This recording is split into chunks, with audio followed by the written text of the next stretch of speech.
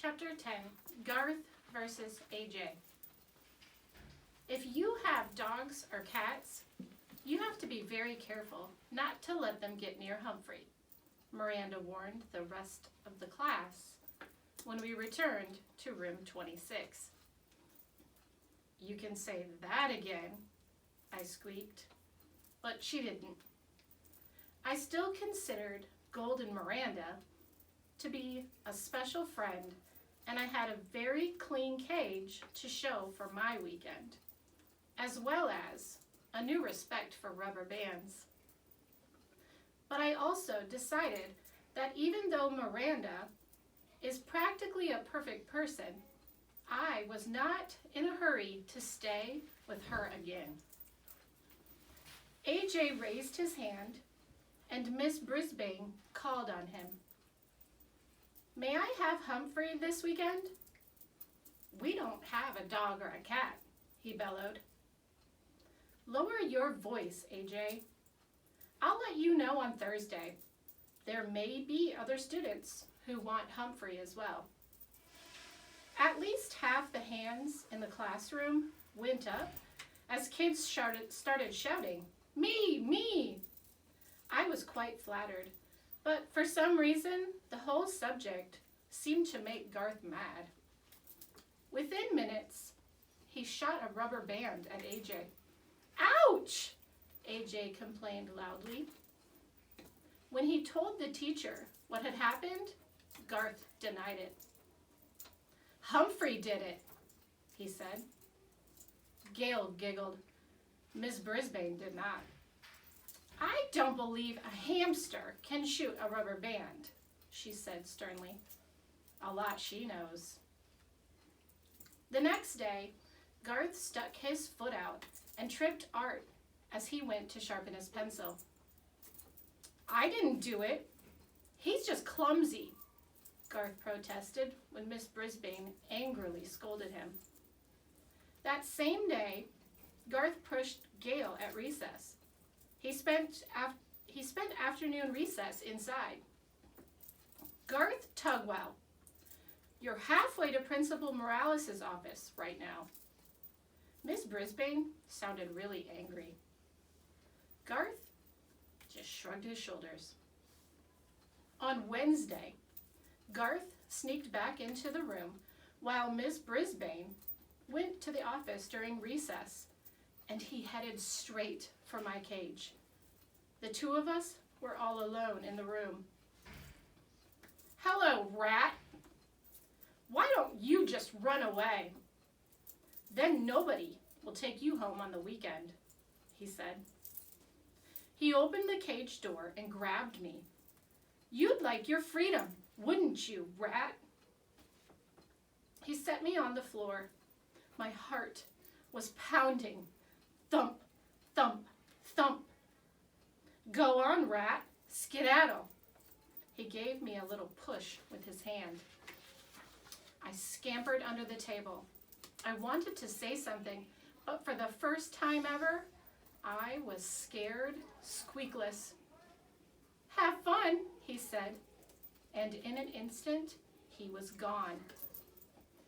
I was pretty confused. For one thing, I didn't want to run away. I was perfectly happy staying in room 26 and having adventures on the weekend. Where would I go? What would I do? There was no time to waste. I scampered over to the cord that hung down from the blinds and grabbed onto it. Then I started the old swinging routine, back and forth, swinging a little higher each time until I reached the tabletop. Back, forth, back, forth, back, forth. Leap! There wasn't time to think about my queasy stomach as I raced into my cage, slamming the door shut behind me. Just then, Miss Brisbane returned. I darted into my sleeping house so she wouldn't see how hard I was breathing. I saw her look at the window, puzzled. She walked over to it and stared at the blind cord, which was still swinging. She reached out and stopped it with her hand. Then she shook her head and walked away. When recess was over and my classmates filed back into the class, Garth looked over at my cage, half smiling. But that smile quickly disappeared when he saw that the cage door was closed. He leaped out of his seat and looked in my cage. "Howdy," I squeaked at him.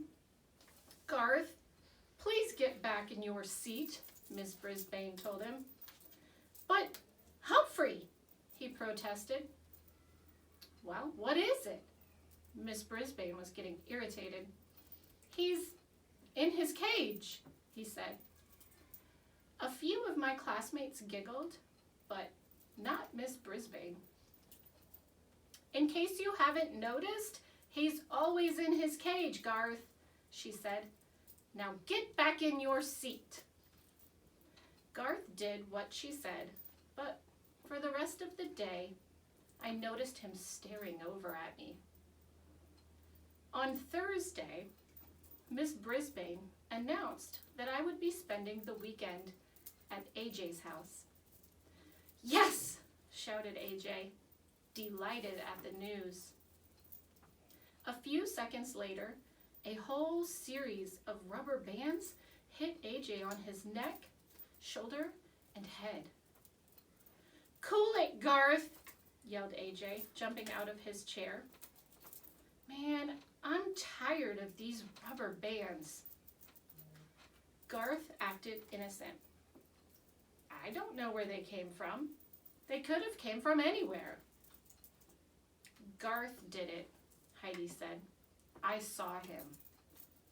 Miss Brisbane didn't remind Heidi to raise her hand. But she did tell Garth to stay in during recess. "Not fair," Garth muttered under his breath.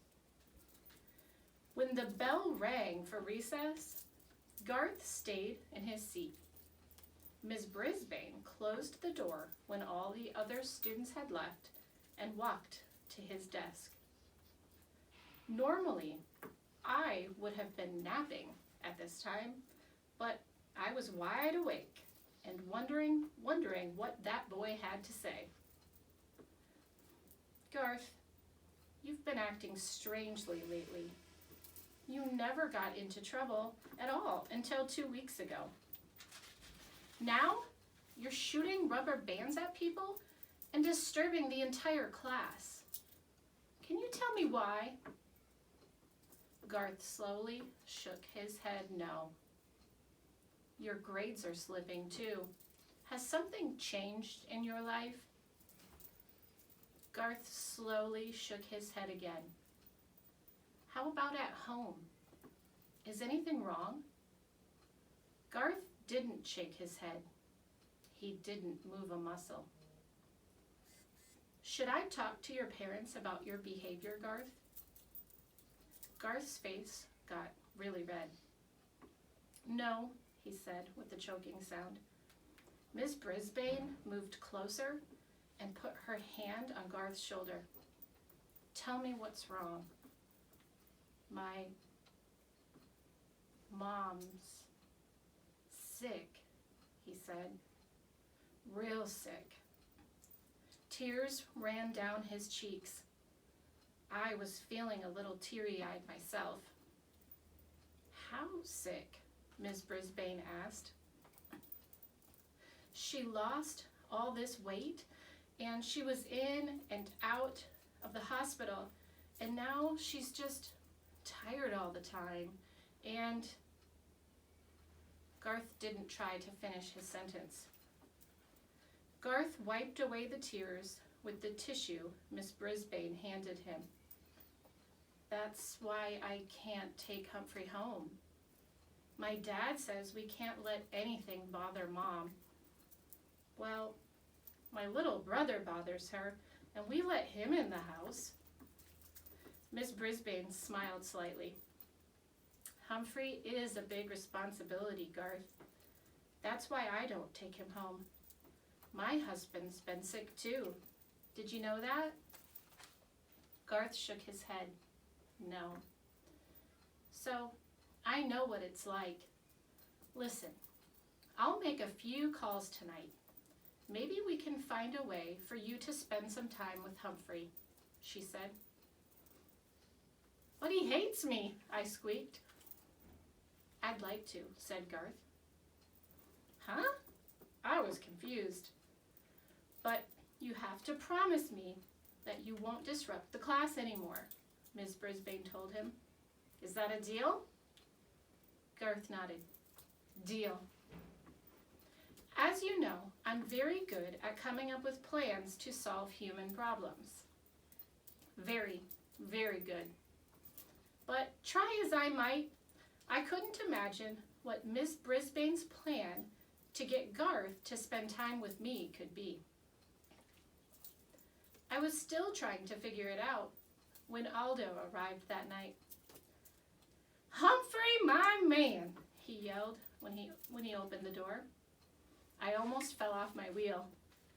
You are the most handsome, intelligent hamster in the world.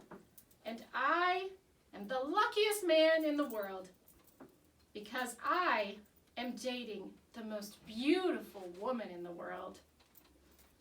Aldo swept his way toward my cage, then lowered his voice. But don't tell anybody I said so. Not yet. After all, Maria and I have only been out 3 times. But, oh, what times we've had. He pulled up a chair and sat very close to me. And it's all thanks to the Moonlighters Club and that clipping over there. He pointed toward the spot where the overhead projector had once stood. And you.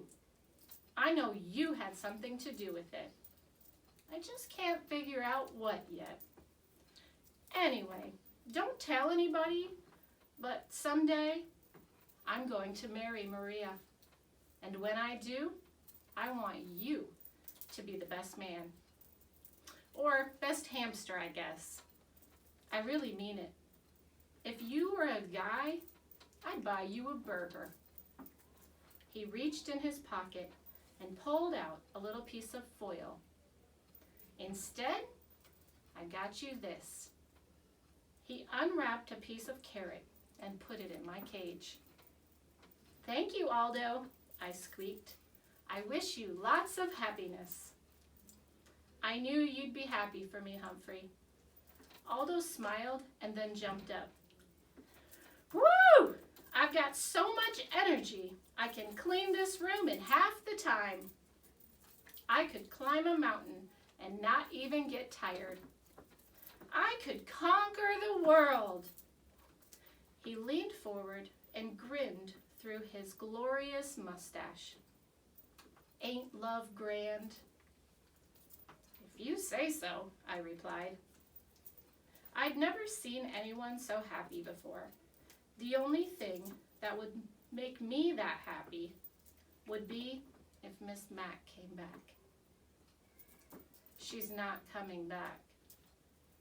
And I'm still stuck with Miss Brisbane. And she's stuck with me. Say, what did she mean when she said she doesn't take me home because her husband's sick? Did she mean she would take me home if her husband wasn't sick? I thought about it all night and came up with this answer. No, no, no.